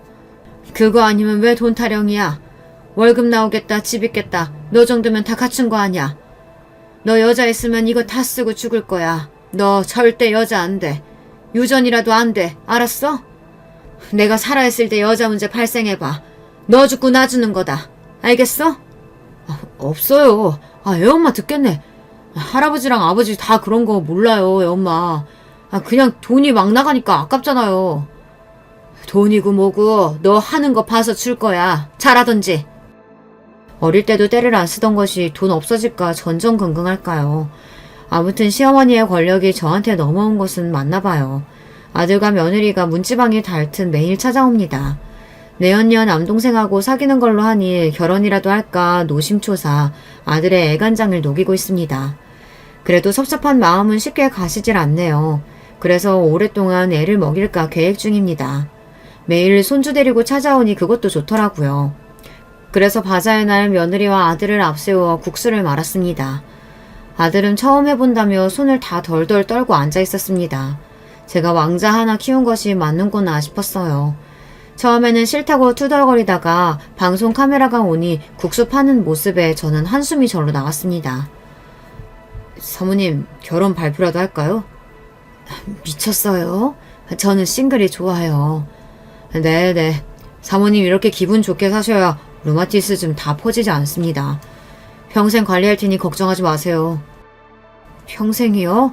부담스러워요. 죗값이라고 생각하시고요. 무슨 한의사님이 죄 지으셨어요? 죄 지은 사람들 다 갔어요. 네네. 저랑 한의사가 웃으니까 아들이 5살 때 제가 어디 가는 줄 알고 허옇게 질려서 현관문 앞에 쪼그려 앉았을 때의 얼굴을 하더라고요. 솔직히 아버지 내연녀 이야기는 참아 못했습니다. 며느리가 트집 잡으면 어떻게 합니까? 이렇게 한의사랑 거짓 연애도 재미는 있네요. 그래서 저 이제는 저를 위해 살아보려고 합니다. 근데 손가락이 아파서 쉽지는 않네요. 여러분, 지금까지 우여곡절 많은 제 이야기 들어주셔서 감사합니다. 안녕하세요. 저는 경기도 부천시에 살고 있는 사랑하는 남편 사이에서 자녀 둘을 둔 중년의 여성입니다. 사실 저에게는 제 배로 낳은 2아이 말고도 자식이라고 여길 만한 존재가 더 있었어요. 이 이야기를 꺼내어 보고 싶어서 늘 애정으로 구독하고 있던 사파 채널에 오늘은 사연자로 나서보게 되었습니다. 여러분께서는 지나간 나날의 후회를 더 많이 느끼시나요? 아니면 보람을 더 많이 느끼시나요? 저는 딱 반반인 것 같아요. 그리고 후회를 느끼는 부분과 보람을 느끼는 부분이 애석하게도 일치하는 것 같네요. 제가 저희 또 다른 자식처럼 여겼던 존재는 바로 제 남편의 남동생이었어요. 들어주시는 분들을 위해 편의상 제가 지칭을 도련님으로 일정하게 해서 이야기를 써볼게요. 남편하고 결혼 당시 제 나이 25이었고 남편이 1살 위로 26이었습니다. 그리고 도련님은 14살이었어요. 그러니까 형제가 꼭 맞게 띠동갑이었던 것이지요. 3남매이기 때문에 형제 위로는 맞이인 장녀 제 시누이가 있었고요. 시누이는 당시 29살이었고 결혼해서 이미 가정을 꾸린 후였습니다.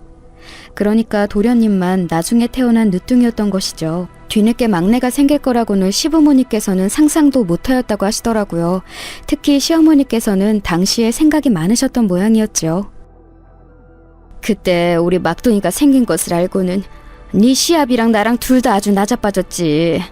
내가 그 나이에 설마 임신을 할 거라고는 상상도 못했지. 정말 꿈에도 몰랐어. 그러셨을 것 같아요, 어머님.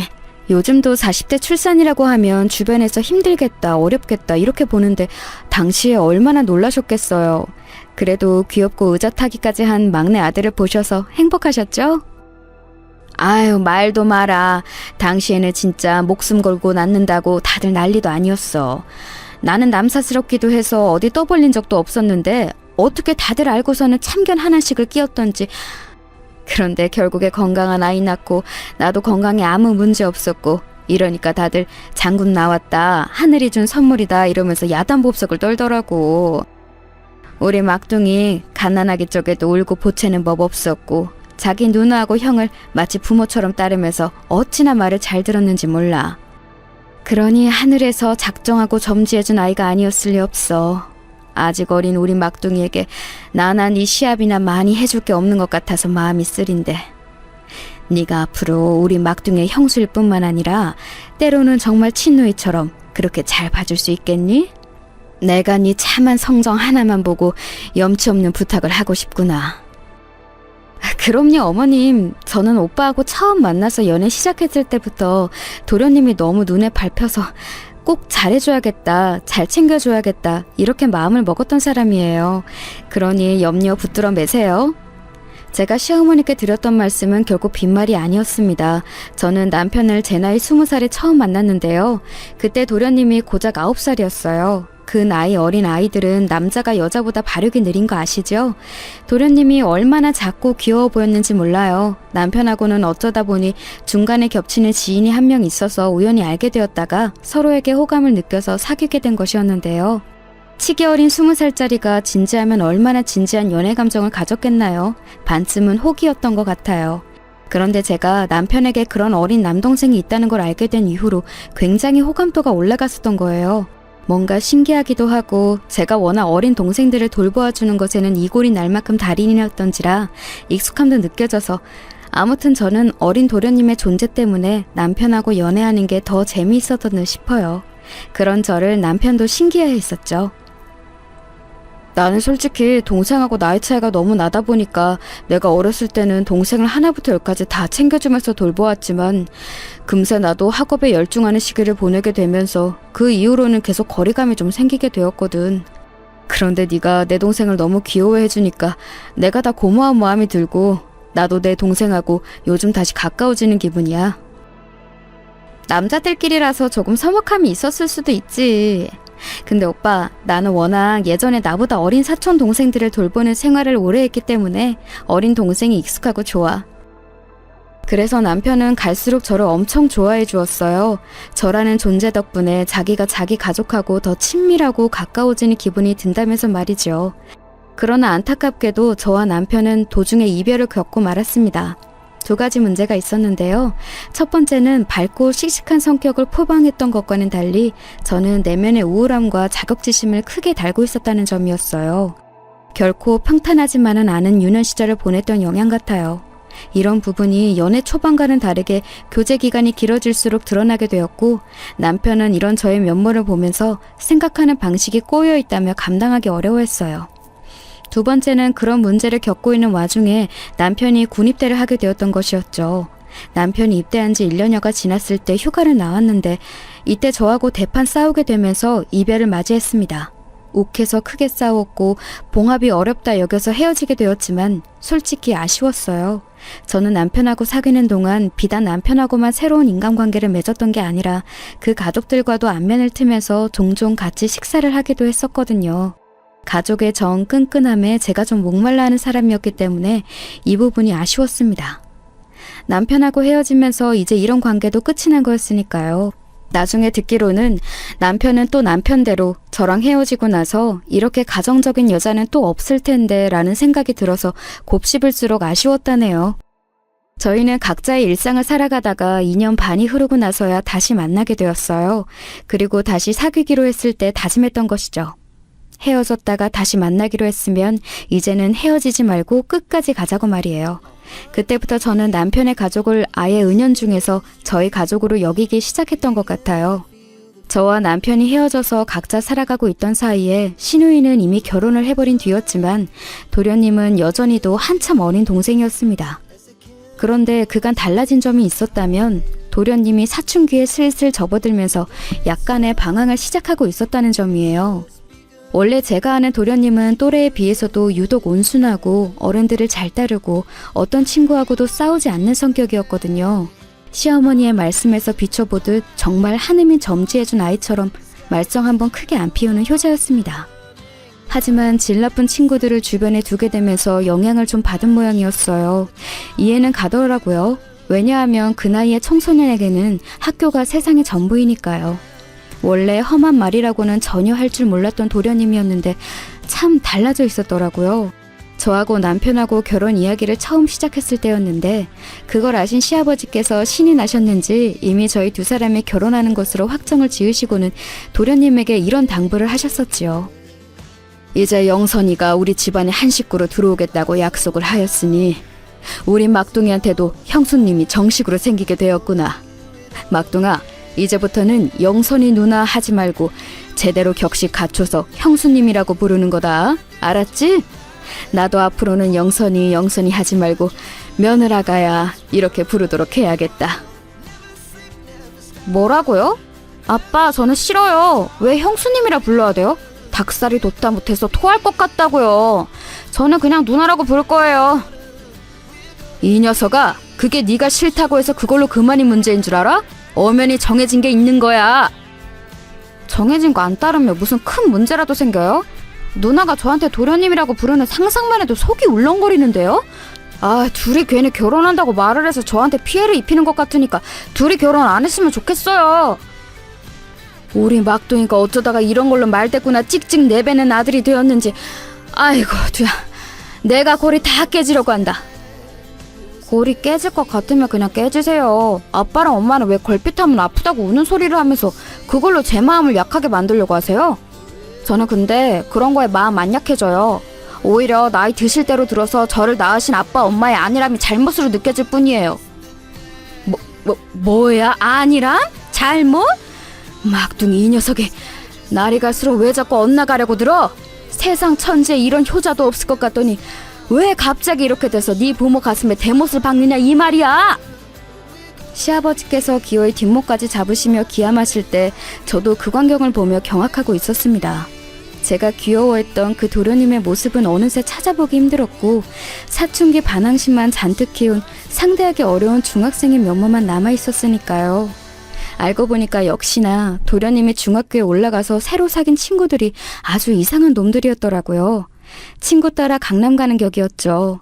저는 이런 것도 전부 한때임을 잘 알고 있었기에 도련님의 비위를 그냥 맞춰주었어요. 얼굴 보며 용돈이나 잘 챙겨주면서 일절 간섭은 기피하지 않았고 도련님이라고 부르지도 않았죠. 그래서인지 도련님은 은근히 다시 저를 잘 따랐어요. 시부모님께서 물어보시는 것에는 툴툴거리며 대답을 잘 안 해도 제가 던지는 질문에는 곧잘 대답을 한다거나 이런 것을 보면 알 수 있었네요. 남편은 착하디 착했던 자기 어린 동생이 사춘기를 맞이해서 반항심을 발휘하는 것에 무척 속상해했고 그래서 자꾸 도련님만 보면 잔소리를 하면서 정신교육을 시키려고 들었습니다. 이런 판국이었으니 도련님의 마음이 저에게만 열린 건 어찌 보면 당연한 수순이었을지도 모르겠네요. 그런 와중에 저와 남편은 예상보다 훨씬 이르게 결혼을 하게 되었지요. 원래 계획대로였다면 아마 1년이나 길게는 2년 후에 결혼식을 올렸을 거예요. 그러나 이르게 당겨져서 제 나이 25 그리고 남편 나이 26에 각각 기혼자가 되었던 겁니다. 급하게 올린 결혼식이었지만 화기애애했고 시종일관 행복했던 기억이 있네요. 웃음이 끊이지 않았던 행복이 가득했던 결혼식이기에 되려 마음이 아프기도 해서 제가 결혼 앨범이나 그때 찍은 비디오를 잘 보지는 않습니다. 그러나 애써 찾아보지 않아도 그때 가족들이 어떤 옷을 입고 어떤 표정으로 웃고 있었는지 제 눈에는 훤하지요. 도련님은 그날 귀엽고도 깔끔한 마치 교복 같은 정장을 갖춰 입고 있었는데 그건 신우이의 작품이었어요. 신우이의 친한 친구가 당시에 의상 제작 관련 일을 하고 있었거든요. 그래서 도련님의 그 정장을 맞춤으로 제작했었어요. 신우이는 그걸 두고두고 뿌듯해했었죠. 옳게 그때 우리 막둥이 앞만 생각해도 정말 너무 늠름하면서도 깜찍하지 않았어? 머리도 뒤로 싹 넘겨가지고는 아주 연예인이 따로 없었다니까. 맞아요, 형님. 그 어떤 명품에서 나온 정장이라고 해도 그때 그걸 따라잡을 수는 없었어요. 벌써 한참 지난 옛날인데 지금 생각해도 너무 세련된 차림새였어요. 형님의 센스가 기가 막히셨죠. 내 센스는 그냥 한 스푼 가미한 정도였고 우리 막둥이의 옷걸이가 역할을 다 했던 거지. 내 동생이라서 하는 얘기가 아니라 우리 막둥이는 고운 심성뿐만 아니라 생긴 것도 어렸을 때부터 제법 번지르르 해서 봐줄만 했었어. 옳게도 인정하지? 우리 막둥이 어렸을 때도 생긴 게 엄청 똘망하고 귀여웠지. 그래, 참 여러모로 괜찮았지. 우리 막둥이 뜯어볼수록 괜찮은 인물이었어. 그래서 신우이와 함께 저는 그때를 회상하기도 했었죠. 신우이는 결혼을 한 뒤 아주 먼 지역으로 가서 살았기 때문에 아주 미묘한 애틋함과 애절함이 더욱 어린 막둥이 동생에게 있었던 걸지도 모르겠습니다. 집안 사람들끼리 나중에 이런 소리를 했었어요. 신우이가 결혼으로 인해 아주 먼 곳에서 살게 되었던 것부터 사실 정해진 운명의 수레바퀴를 아니었을까 하는 소리였지요. 왜냐하면 시아버지께서 벌초를 가셨다가 크게 다치시는 안타까운 사고가 일어나고 말았는데, 만약 맞이인 신우이가 근처에 살았다면 시아버지의 간병을 자처하고 나섰을지도 모르니까요. 혼비백산하신 시어머니를 어르고 달래는 역할도 해냈을지 모를 일이고요. 내가 사실은 요 며칠 전부터 꿈자리가 영 사나웠는데, 그래서 벌초 간다는 게 불길하게 여겨졌는데, 되려 입 밖에 내면 그게 진짜로 불길한 것을 불러올까봐 입을 닫고 있었었지. 그게 내 잘못인 거야. 내가 말을 하지 않아서 이런 큰 사고가 났으니 이걸 어쩌면 좋아? 어머님, 자꾸 자책하지 마세요. 일어나는 일은 어떻게든 일어나기 마련이라고 하잖아요. 그리고 일어난 일은 이미 일어났으니 바꿀 수도 없는 것이고요. 입원하신 아버님보다도 어머니께서 더 식사를 안 하시면 어떡해요. 뭐라도 좀 드시고 맑은 기운을 찾으세요. 제가 미력 하나마나 시어머니를 진정시키려고 했네요. 나중에 알고 보니 시어머니께서는 유년 시절에 2번이나 인명사고를 목격하신 바 있다고 하셨어요. 그래서 그런 정신적 트라우마를 안고 계신 분이셨기에 유독 이런 사고에 예민하셨던 것이지요. 말씀드렸다시피 사춘기 도련님은 이때 한창 관심이나 애정 어린 돌봄이 무척 필요하던 시기였습니다. 그런 때에 시아버지께서 크게 다치셨고 시어머니께서는 심신이 미약해지셨으며 간호에 매달리게 되셨으니 집안의 어린 늑둥이 자식은 약간 방치되는 분위기였어요.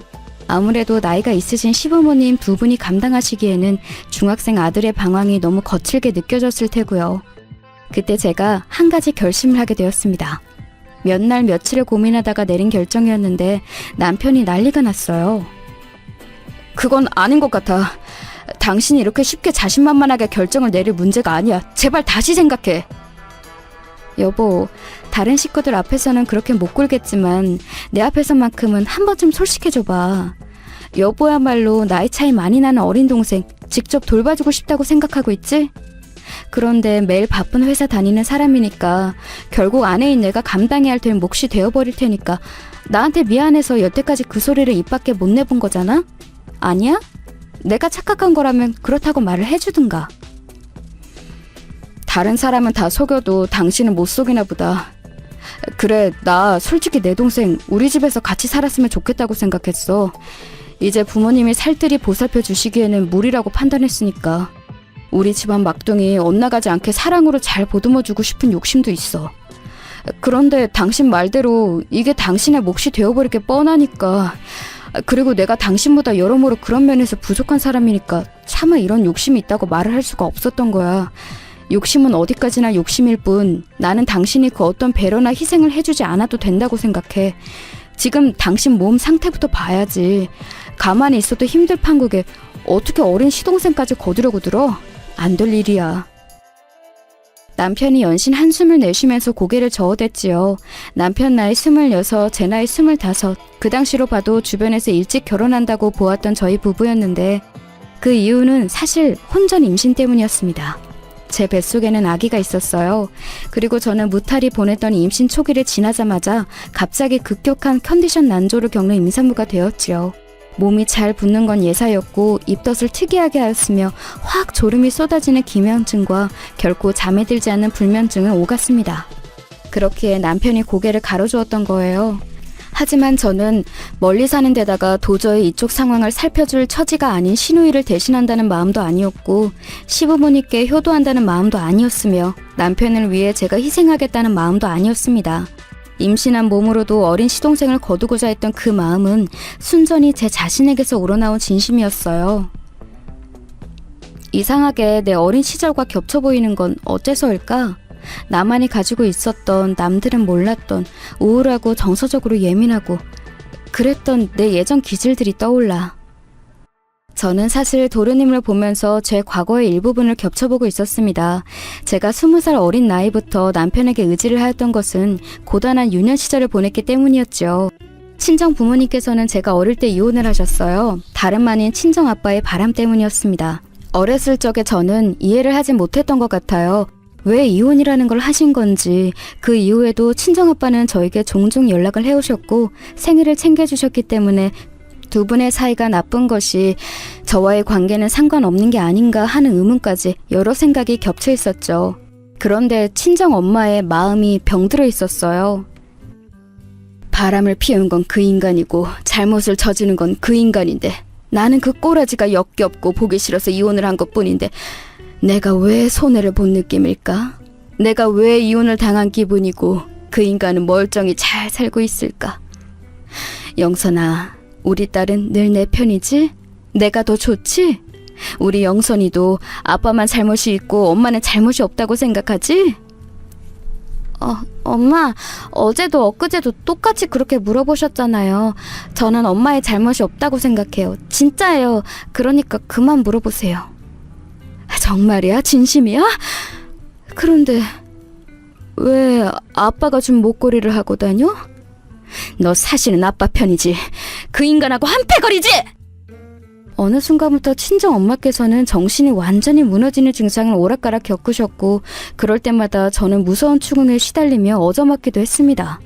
저는 친정 아빠께 가고 싶었으나 그렇게 되면 친정 엄마께서 절망하실까봐 차마 그런 속내를 꺼내 보이지도 못했어요. 저는 그런 아이였어요. 그리고 친정 엄마께서는 절대 이혼을 당한 게 아니라 당당하게 바람난 남편을 버린 입장이라는 것임을 주장하고 싶어 하시면서 친인척들과 가까운 지인들에게 입버릇처럼 도울 일 있으면 말해라, 나는 여유 있다, 이런 식으로 말씀을 하기 시작하셨습니다. 그러다가 큰이모께서 정말로 친정엄마께 당신의 애들 좀 맡아달라고 하셨고 저는 제 사촌 동생들을 돌보면서 지내야 했어요. 실상 친정엄마께서 집에서 하시는 일은 없었고 전부 다 어린 제가 하기 시작한 지 오래였으니까요. 저는 한창 부모의 관심과 애정을 받아야 할 시기에 되려 저보다 어린 사촌 동생들을 돌보며 온갖 집안일을 다 해냈던 거예요. 들장미 소녀 캔디도 저보다 씩씩하지 못했을 겁니다. 정말 힘들고 고된 날들이었는데 속은 나날이 문드러졌는데 점차 오히려 저는 그런 말을 입 밖으로 못 내는 아이로 성장하게 되었어요. 마치 착하게 굴어야 한다는 강박에 시달리는 착한 아이 증후군에 걸린 환자처럼 말이죠. 친정엄마를 힘들게 만들면 안 된다고 생각했어요. 그러면 저는 친정아빠처럼 잘못을 저지른 사람이 되는 거라고 여겼거든요. 그런 나날을 버티며 성장한 저는 내면의 깊은 우울의 바다를 감추고 있는 사람이었는데 이상하게 저는 도련님에게서 저를 겹쳐보았어요. 신기한 일이지요. 저하고 도련님은 환경이 달랐으니까요. 하지만 본능적으로 도련님에게는 아무도 모르는 자기만의 우울이 있다는 것을 저는 알았습니다. 동료이기에 감지해낼 수 있었던 것 같아요. 도련님은 금세 저희 집에서 사는 일상에 적응을 하셨어요. 솔직히 그전보다 훨씬 편해 보이는 얼굴이었습니다. 아마 제가 자기의 마음을 잘 알아주기 때문에 그것을 눈치채고 도련님도 편하게 마음을 먹기로 한 듯 싶었네요. 저는 무사히 첫째 딸을 출산하였는데 도련님이 정말로 저희 딸을 잘 챙기며 잘해주었어요. 나이 차이 많이 나는 남매라면 저도 해당되니까요. 뭔가 익숙한 그림이에요. 진짜 제 친여동생처럼 느껴지는데 그러면 안 되는 거겠죠? 저는 저희 딸을 귀여워해주는 도련님이 참 귀여웠네요. 저는 도련님을 어느새 내 큰아들이다 이렇게 생각하며 살뜰히 돌보고 있었기에 딸이랑은 둘이서 남매가 되어도 상관없다고 생각했어요. 제 생각을 읽은 도련님은 그 후로 저희 딸이랑 더욱 재미있게 잘 지냈죠. 도련님은 세심하고 예민하고 또한 섬세한 사람이었어요. 남자로서는 드문 유형인데 도련님은 이성적이기보다는 감성적이었습니다. 그래서 힘들어할 때도 있었지만 제가 그 곁에서 잘 살펴봐 주었어요. 저 같은 사람만이 이해해줄 수 있는 공감대가 있었죠. 도련님은 대학 졸업을 하고 나서야 독립을 했습니다.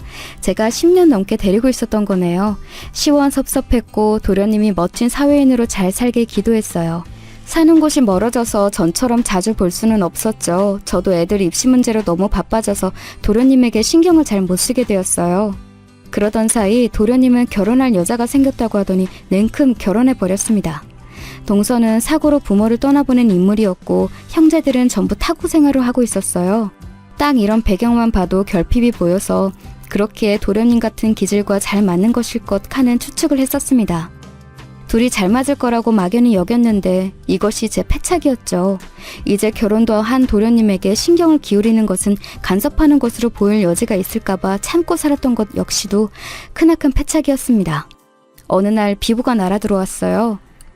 도저히 믿기 힘든 그 연락을 받은 것은 그날따라 일찍 잠들기 위해서 침대에 누워있던 남편이었어요. 그 옆에서 저는 얼굴에 팩을 붙이고 있었죠. 여느 때와 다름없는 평온한 일상이었던 거예요. 걸려온 전화를 받은 남편이 갑자기 몸을 벌떡 일으키더니 휴대폰을 쥔 손을 덜덜 떨기 시작했습니다. 그때 바로 안 좋은 예감이 들었죠. 당신 왜 그래? 무슨 전화였길래 그래? 순식간에 넋이 나가버렸잖아. 대체 무슨 일이야? 이게 믿어져? 나는 안 믿어져. 이건 꿈이야. 이럴 수는 없어. 우리 집안 막둥이가 세상을 떠났다고? 아이, 그럴 리가 없지. 내가 지금 꿈에서 전화를 받은 거야. 여보, 나 뺨 좀 한 대 세게 때려줘봐. 왜 이렇게 꿈에서 안 깨지지? 남편은 완전히 넋이 나가서는 횡성수술해댔어요. 그런 모습은 처음 보는 것이었죠. 그래서 저는 내용을 순간적으로 흘려들었다가 곱씹어 보고서는 경악했습니다. 심장이 미친 듯이 뛰더군요. 저희 둘 다 제정신이 아니었어요. 아닐 거라면서 계속 머리를 흔들었고 현실을 부정했습니다. 그런데 어느새인가 저희 둘 다 몸을 덜덜 떨면서도 옷을 찾아 입고 휴대폰과 지갑을 챙겨서 주차장으로 달려가고 있었어요. 운전대를 잡은 남편이 자기 뺨을 스스로 3번 내리천 후에 차를 출발했습니다. 병원으로 도착할 때까지 저희는 단 한마디도 나누지 않았고 도착한 곳에서 싸늘한 주검이 되어있는 도련님을 보고 나서야 입을 떼었어요. 말은 아니었고 울음이었죠. 정신이 나간 사람들처럼 오열했습니다. 도련님은 명백하게 스스로 생을 마감한 경우였기 때문에 모두가 믿을 수 없어 했죠. 연로하신 시부모님께서는 그 자리에서 쓰러지셨어요. 가뜩이나 건강 상태가 좋지 않으셨던 시아버지께서는 아예 의식을 잃어서 응급처치를 받으셨고요. 이틀을 못 깨어나셨습니다. 시어머니께서는 극심한 충격으로 잠시 앞이 안 보이셨어요. 그리고 몇 주간 말씀을 아예 못하시는 실어증 증세를 보이셨습니다. 시누이는 잠잠히 울었는데 제 눈에는 그 눈물이 피눈물로 보였습니다. 애써 이성을 유지하려고 안간힘을 쓰는 것 같아 보였어요. 제가 제정신이 아니라서 그때 남편을 살피지 못하고 있었는데 남편이 슬픔의 고통에 몸부림치면서 벽에 머리를 찧어댔고 그걸 본 시누이가 다행히 바로 저지를 했더라고요. 안 그러면 남편이 크게 다칠 뻔했죠. 온 가족이 비통함에 잠겨있을 때 제가 시누이의 손을 잡고 엉엉 울었어요. 남편이 스스로를 해하고 있다는 걸 말려줘서 고마웠고 동생을 잃은 슬픔이 가늠되지 않아서 애처로웠고 제가 마치 제 핏줄이라도 되는 것 마냥 돌보았던 도련님이 한순간에 세상을 떠난 것에 대한 이 미칠 것 같은 허무함을 함께 나누고 싶다는 마음이었죠. 시누이가 제 손을 맞잡으면서 그러더라고요. 우리 막둥이가 입고 있었던 바지 주머니에서 손바닥만한 작은 종이가 나왔는데 올케는 정신없어서 아직 못 봤지? 그건 유서였어. 유서요? 대체 뭐라고 쓰여 있었어요? 유서라니, 이런 엄중한 때에 동서는 왜 아직도 코빼기도 안 비치는 걸까요? 경황이 없어서 동서를 놓치고 있었어요. 세상에, 동서도 같이 봐야 할 텐데요. 아니야, 올케. 우리 막둥이는 뻔뻔한 불륜으로 사람의 영혼을 갈기갈기 찢어놓은 극악무도한 연놈들을 지옥 가게 해달라. 그걸 위해서라면 먼저 지옥에 가 있겠다. 이런 내용의 유서를 남기고 떠났어. 그게 무슨 말씀이세요? 형님, 그러면 동서가 바람을 피웠다는 말인가요? 한꺼번에 너무 많은 일들을 받아들이기는 머리가 터질 것 같았어요. 아직 도련님의 영원한 부재도 제대로 실감이 안 난 상태였기 때문에 동서의 불륜까지 받아들이기란 어려웠지만 저는 시누이의 표정을 보며 입을 다물어 버렸습니다. 시누이는 지금까지 제가 본 적 없던 마치 세상의 모든 얼음을 모아서 조각으로 빚은 것 같은 싸늘한 얼굴을 하고 있었어요. 제가 정신없이 슬퍼하는 와중에 시누이는 유서를 곱씹으며 이미 판단을 마쳤고 결단까지 내린 후였던 거예요. 나는 이제 안 울 거야. 우리 막둥이의 원한을 갚지도 못했는데 우는 것은 나 스스로가 용납이 안 돼. 올케가 살싱성인하며 우리 막둥이를 잘 돌봐줬었으니 이제는 친누나인 나의 차례야. 내가 우리 막둥이의 마지막 가는 길을 돌봐줄 거야. 한 줌의 미련도 남지 않도록 처절하게 그 연놈들을 내가 밟아주겠어. 형님, 솔직히 말씀드리면 제가 아직 상황 파악이 안 되었지만 그럼에도 함께하고 싶어요. 저도 끼워주세요. 감히 기와디 귀한 목숨을 저버리게 만든 그 염놈들이라는 짐승들, 저도 같이 처단하고 싶어요. 저는 눈물을 닦으며 어느새 이를 갈고 있었습니다. 도련님이 억울하게 비통한 심정으로 세상을 등졌다는 것을 알게 된 이상 간악하게 뒤통수를 친 동서는 물론이고 그 상간남이라는 작자까지 끝장을 내고 싶어졌어요. 동서는 끝내 연락 두절 상태로 도련님의 장례식장에 나타나지 않았습니다. 아주 미친 또라이였죠. 동서가 모습을 드러내지 않자 모두가 의아하게 생각했어요. 그리고 도련님의 유서가 정식으로 공개가 되었을 때 모두가 분노하였습니다. 당장에 그 년놈들을 없애버려 한다며 다들 난리였죠. 그럴 때 신우이는 평정을 찾으며 하나씩 접근해야 한다는 것을 강조했습니다. 그 말대로였어요. 일단 동서쪽을 확인해야 움직이든 말든 할 수 있었으니까요. 저와 신우이는 모든 일상을 뒤로 한 채 그 일에 매달리기로 했습니다. 남편의 전폭적인 지지가 있었죠. 도련님이 세상을 등진 것은 자택의 안방이었습니다. 그리고 최초 발견자이자 신고자는 근방의 남자 부동산 사장님이셨어요. 그 집이 얼마 전 매물로 나와 있었기 때문에 손님들에게 보여주실 집 내부 사진을 추가로 찍으려고 방문하셨다가 광경을 보신 거였죠. 저는 신우이와 함께 그 부동산 사장님을 찾아뵈었다가 뜻밖의 이야기들을 쭉 들을 수 있었어요. 그 집이 전세 대출로 신혼부부들이 쭉 살던 집이고 인기가 좋아서 나는 그런 집을 왜 내놓나 싶었어요. 2년 만기가 다가오고 있어서 집을 내놓는다고 하기에는 뭔가 석연치 않은 점이 있었죠.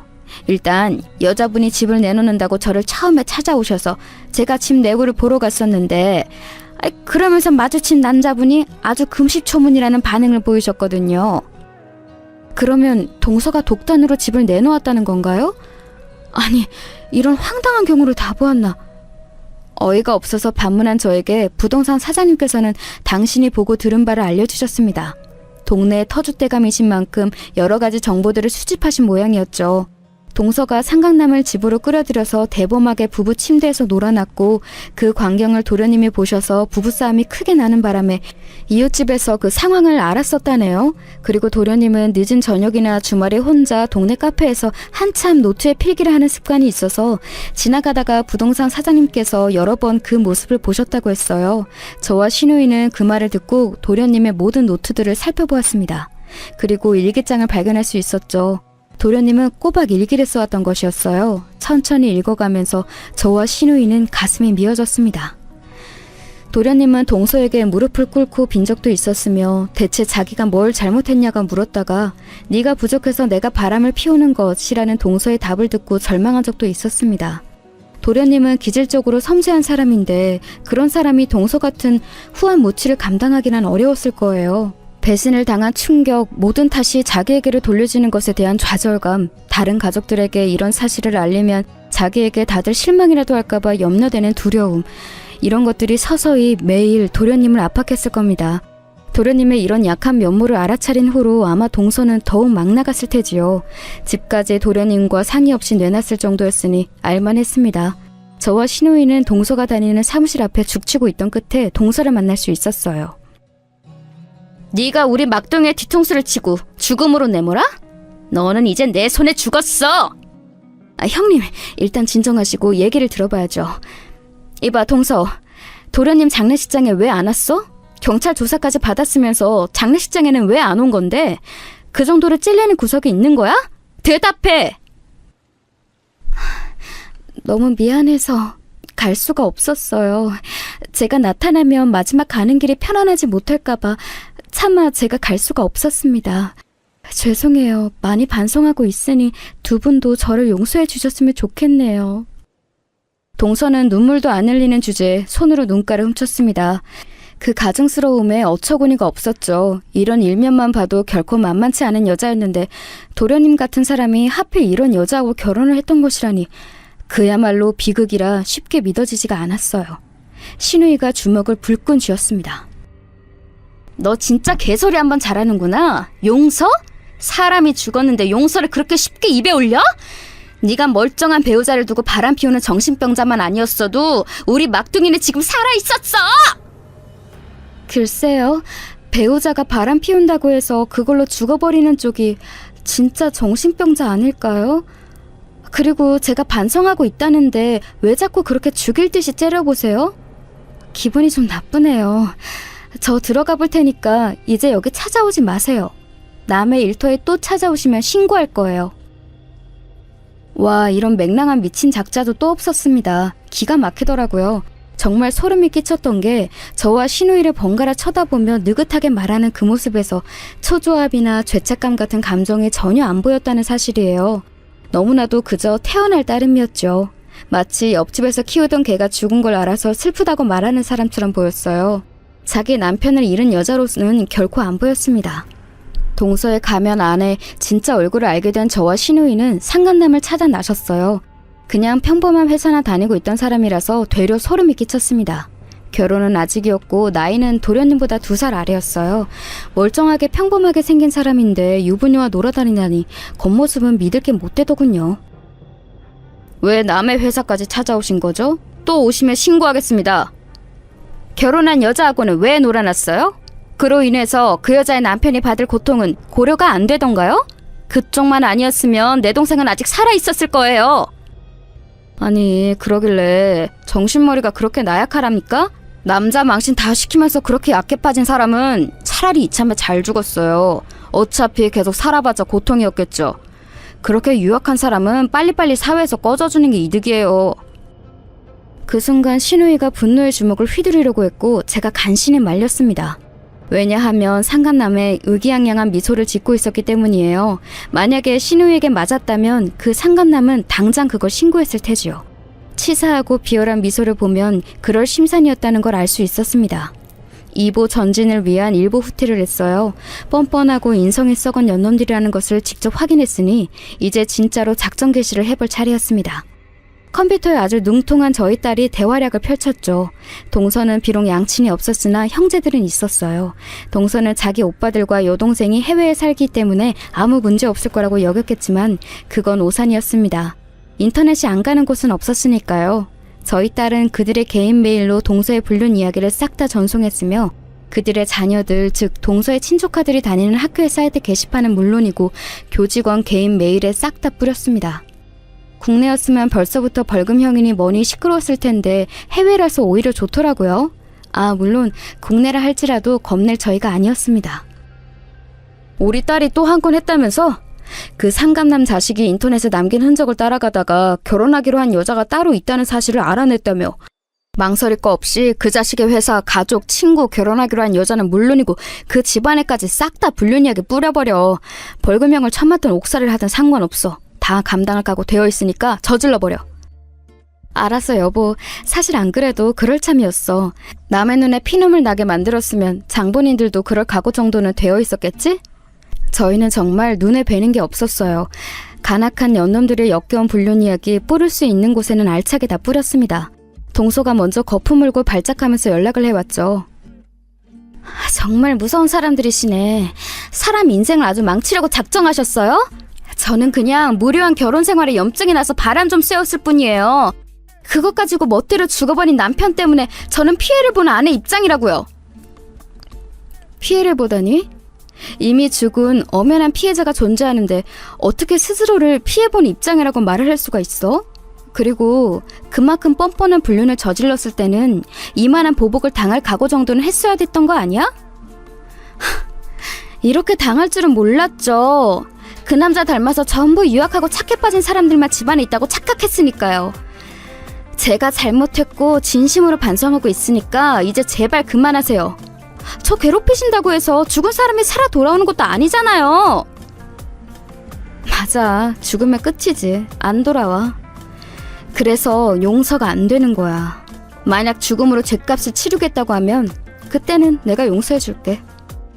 제가 공허하게 웃으며 대답하자 동서가 무섭고 소름 끼치다는 듯 진저리를 쳤습니다. 상간남 쪽은 금세 항복 선언을 해오면서 눈물 콧물 바람이었어요. 신우이 앞에서 손이 발이 되도록 빌더군요. 진심으로 죄송합니다. 잘못했습니다. 저 결혼 약속했던 여자친구에게 차이고 지금 주변에서 오만 손가락질 받고 있습니다. 지금 다니는 곳도 반강제로 퇴사할 위기예요. 이제 그만둬 주세요. 제가 즉시 고소 절차 밟으려다가 보통 악에 바친 게 아닌 것 같아서 두려운 마음에 그러지 않고 먼저 읍소부터 하는 겁니다. 제발 여기까지만 해주세요. 벌써 두 손 두 발 닫은 거예요? 아니, 뭔 남자가 이렇게 나약해? 남자 망신시킬 바에는 차라리 그만 사시니까 어떤가 싶네요. 그리고 맨입으로 그만두라고 하는 거 너무 염치 없지 않아요? 진심은 원래 돈으로 말하는 법이래요. 진심이 담긴 만큼 지불하신다면 그만둬 줄 수도 있어요. 신우이가 상간남에게 똑같이 비웃음을 돌려주었고 의기양양하게 돈까지 요구했습니다. 상난감은 울며 겨자먹기로 자기 가족들의 원조를 받아서 현금 2천만 원을 마련했죠. 저희는 그 돈 받았습니다. 그 돈은 시부모님을 부양하는 데 들어갈 용도로 바로 굳혀졌네요. 만약 이 상황에서 도련님의 의견을 낼 수 있다면 그렇게 원했을 거라고 신우이와 남편이 똑같이 생각하더라고요. 상간남이 따로 있었던 자기 여자친구에게 버림받은 걸 알았을 때부터 신우이와 저는 예상한 바가 있었어요. 그리고 그 예상이 이루어질 거라고 믿고 마치 이제 그만할 것처럼 돈을 받은 것이었고요. 몇 주 뒤 예상은 정말로 이루어졌어요. 그건 바로 동서와 상간남의 결합이었습니다. 자기들이 쓰레기라는 게 탄로났는데 이제 와서 누구를 또 만나겠나요? 서로밖에 없었던 거예요. 진심으로 반성을 한다고 했던 동서는 아주 보란듯이 자기 카톡 프로필에다가 진짜 인연이라고 적어놓고 상간남과 함께 찍은 뒷모습 사진까지 올려놨더군요. 역시 반성 따위는 없었던 거예요. 둘이 결혼 준비를 시작하는 것 같은 낌새가 있길래 그때가 되어서야 상간남에게 동서에 관한 것들을 전해주었습니다. 생각해보니까 2천만 원밖에 안 되긴 해도 어쨌든 성의를 보여주셨잖아요. 진짜 속으로 반성을 하셨다고 생각이 되어서요. 저희 측에서도 보답을 좀 해드려야겠다 싶더라고요. 짧지만 제 동서였던 그 여자가 제 도련님에게 보냈던 카톡 메시지들 모아놓은 건데요. 심심하실 때 보시라고 드려요. 이건 완전히 주인이 자기 하인 혼내듯이 구는 태도잖아요. 이게 어떻게 자기 남편을 대하는 아내의 태도예요? 이런 여자였더니 이제야 그 사람이 왜 그렇게 정신적으로 무너지면서 극단적인 선택에까지 이르렀는지 조금은 이해가 갈 것 같네. 상간남은 식은땀까지 흘러대며 파리해진 안색으로 제가 준비한 출력물들을 넘겨보았어요. 동서와 도련님이 나눈 카톡 대화방을 살펴보면 항상 동서는 매사의 모든 탓을 도련님에게 돌렸습니다. 꼭 결말을 네가 잘못했다, 너 때문이다 이렇게 도련님에게 책임을 전가하는 것으로 매듭 짓더군요. 도련님은 거의 인이 박힌 듯 미안하다고 사과를 해댔고요. 도련님을 정신적으로 못살게 구는 것을 반백해온 동서는 뻔뻔하게 그지없는 불륜을 선사하기까지 해서 도련님을 완전히 무너뜨린 겁니다. 천하의 나쁜 년이었죠. 그렇기에 저는 제 사촌 동생의 도움을 받아서 그 카톡을 일부 편집하여 재배치하는 조작을 해낸 것에 일만의 가책도 느끼지 않았네요. 언니가 나 어렸을 때 다 키워주고 돌봐줬는데 내가 이런 재주라도 있어서 언니에게 보답하는 것 같아서 다행이야. 언니가 친자식처럼 아껴본 분을 잃었는데 나도 당연히 그 슬픔에 동조하는 게 마땅하지. 고마워. 네 덕분에 아주 일이 잘 풀렸어. 그 내용을 본 상간남 자식이 완전히 혼이 빠져서는 아예 삶의 의욕마저 상실한 얼굴이 되더라. 자매라는 꼴을 보니 약간이나마 속이 후련했어. 상간남은 말 그대로 주랭랑을 쳤어요. 동서의 실체가 무서웠던 것인지 모든 걸 다 저버린 채 아예 잠적을 해버렸습니다. 멀리 떠나간 것이었죠. 동서는 순식간에 낙동강 오리알 신세가 되었어요. 그리고 서서히 진짜 고립이 시작되었지요. 가족도 친구도 직장도 동서는 다 잃고 철저히 혼자가 되어갔습니다. 새로운 일감을 구해 일이라도 시작하려고 하면 저희가 귀신같이 바로 알아내고서는 거기에 바로 동서의 불륜 이야기, 그 간악한 인성에 대해 전파를 하였어요. 동서는 몸 하나 붙일 곳이 없었는지 해외 출국을 알아보았습니다. 자기 형제들에게 가려는 모양이었어요. 하지만 무산되었죠.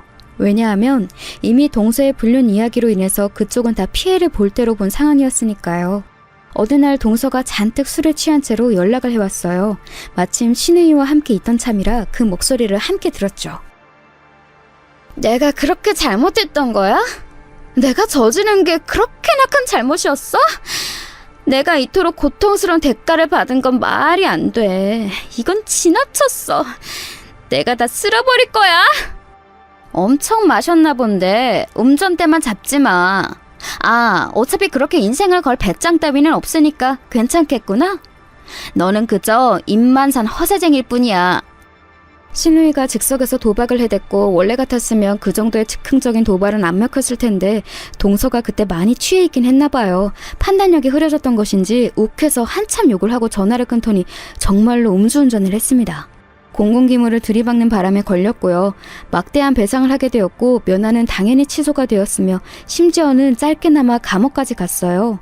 이쯤이면 그래도 아주 답답하고 원통하지만은 않을 것이라고 도련님이 하늘나라에서 그렇게 여겨주기를 바랐습니다.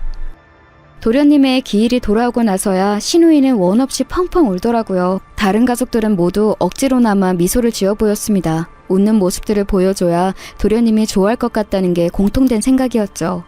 저는 아직도 도련님의 그 감춰진 우울을 끝까지 책임지지 못한 제 자신을 싫어하고 있어요.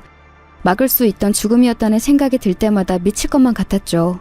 그러나 앞을 보며 씩씩하게 살아가는 쪽이 도련님이 진정 원하는 방향일 거라는 확신이 있기 때문에 애써 가슴 아픈 상념을 떨쳐가며 하루하루를 열심히 살아가고 있습니다.